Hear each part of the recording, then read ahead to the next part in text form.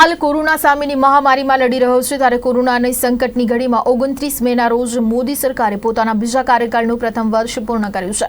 Corona સામેની લડાઈ અને આ ખાસ દિવસે વડાપ્રધાન નરેન્દ્ર મોદીએ દેશના લોકોને નામ એક પત્ર લખ્યો છે।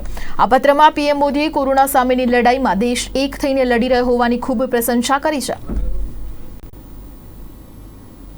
6 साल पहले वर्ष 2014 में आपने देश की जनता ने देश में एक बड़े परिवर्तन के लिए वोट किया था। देश की नीति और रीति बदलने के लिए वोट किया था।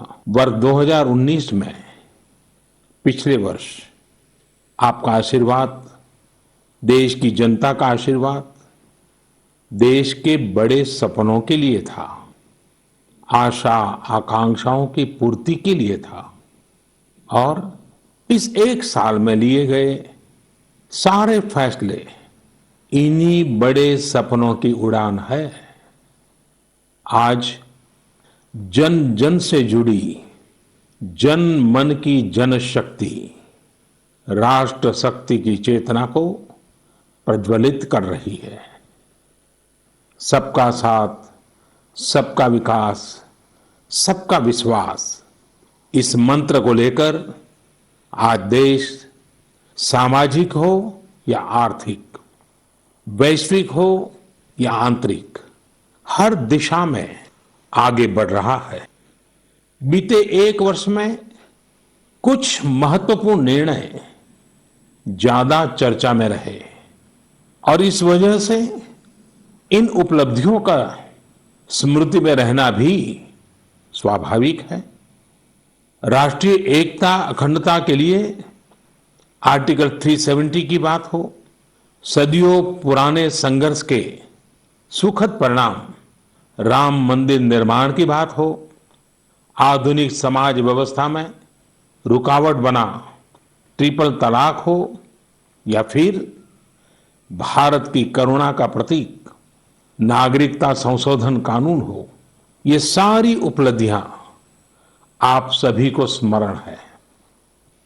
सरकार की नीतियां और निर्णयों की वजह से शहरों और गांवों के बीच जो खाई है वो कम हो रही है।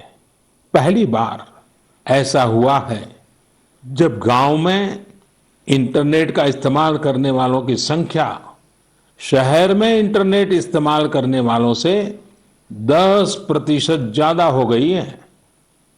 देश हित में किए गए इस तरह के ऐतिहासिक कार्यों और निर्णयों की सूची बहुत लंबी है। मैं इतना अवश्य कहूंगा कि एक साल के कार्यकाल के प्रत्येक दिन 24 घंटे पूरी सजगता से काम हुआ है, संवेदनशीलता से काम हुआ है। ताली थाली बजाने और दिया जलाने से लेकर भारत की सेनाओं द्वारा कोरोना वॉरियर्स का सम्मान हो, जनता कर्फ्यू या देशव्यापी लॉकडाउन के दौरान नियमों का निष्ठा से पालन हो, हर अवसर पर आपने ये दिखाया है कि एक भारत ही श्रेष्ठ भारत की गारंटी है। निश्चित तौर पर इतने बड़े संकट में कोई ये दावा नहीं कर सकता कि किसी को कोई तकलीफ और असुविधा न हुई हो।